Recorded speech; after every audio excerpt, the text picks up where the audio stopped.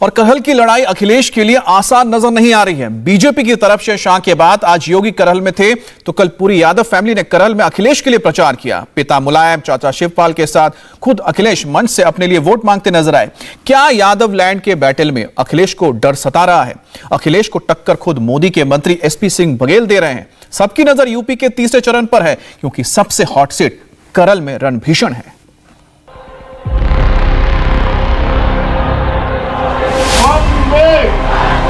वंदे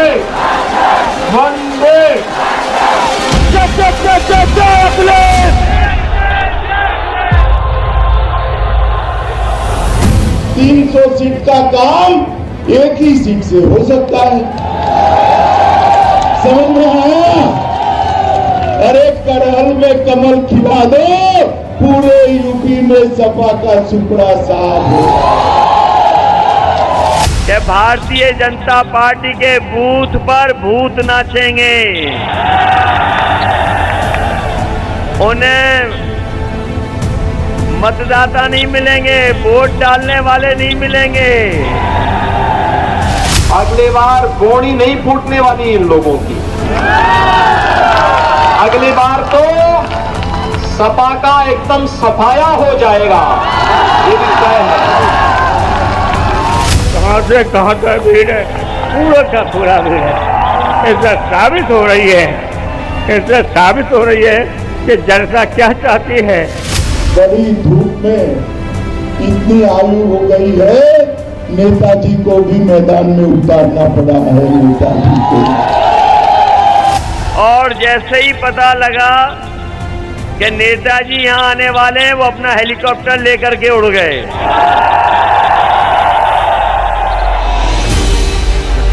कौन उड़ गया और कौन उड़ने वाला है, इसका फैसला तो 10 मार्च को होगा।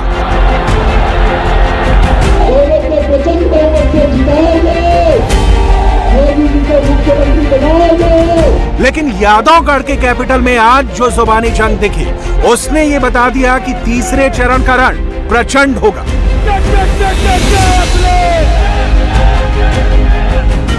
थर्ड फेज का चुनाव क्यों अहम है, 2017 के चुनाव में यहां की पिक्चर क्या थी और इसे लेकर दोनों तरफ से क्यों सारी ताकत झोंक दी गई है, इसे समझाने से पहले आपको यह जानना जरूरी है कि करहल से कालपी का ये रण किन किन इलाकों में होना है। यूपी के तीसरे चरण का चुनाव पश्चिमी यूपी, बुंदेलखंड और अवध के इलाके में होना है।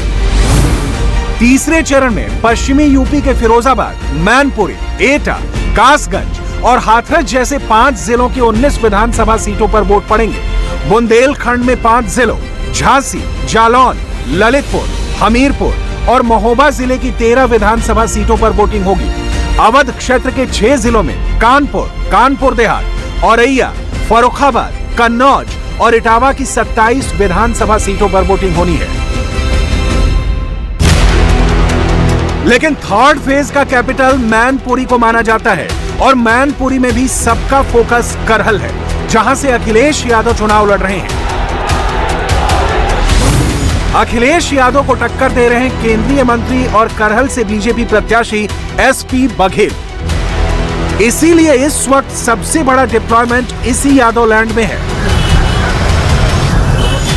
समाजवादी पार्टी और बीजेपी दोनों पार्टियों ने अपने सारे बड़े चेहरे और तमाम सियासी चेहरे इसी बिसात पर सजा दिए हैं और यादव लैंड के इर्द गिर्द चुनावी रैलियों में उसका असर भी दिखने लगा है।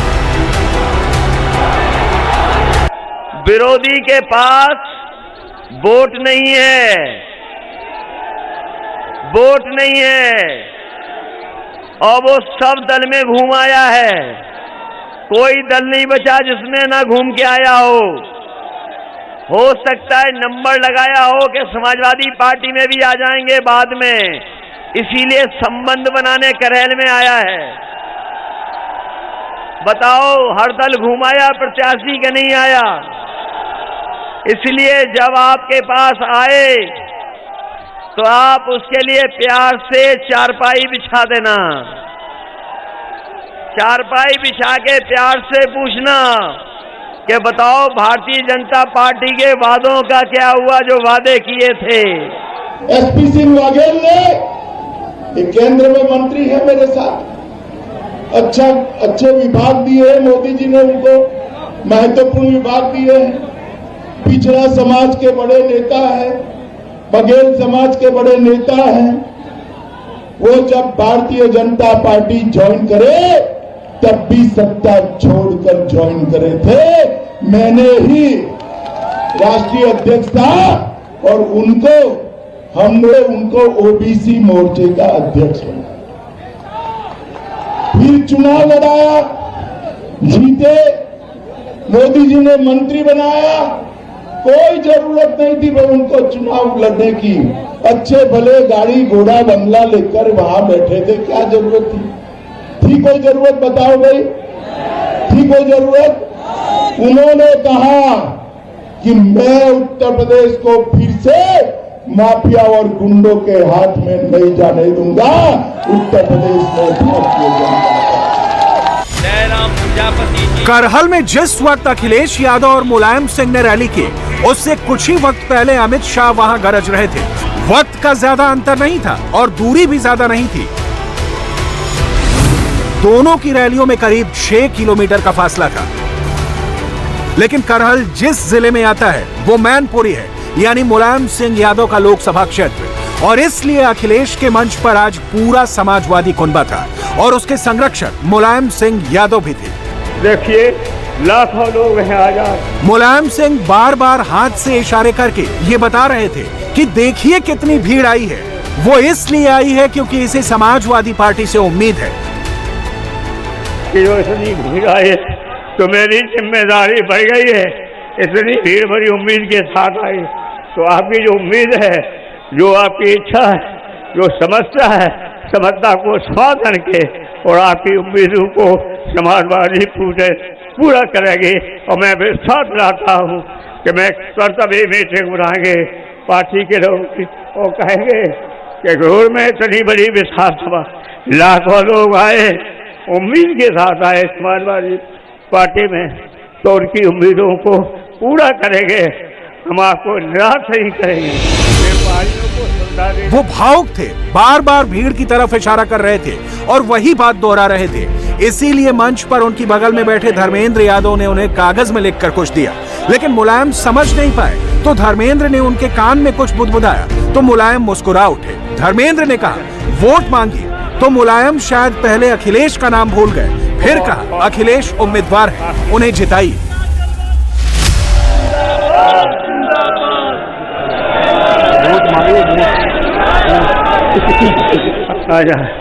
अब जो यहाँ उम्मीदवार हैं, जो भी उम्मीदवार यहाँ हैं, वो अखिलेश उम्मीदवार हैं, कांग्रेस को भारी बहुमत जिताने।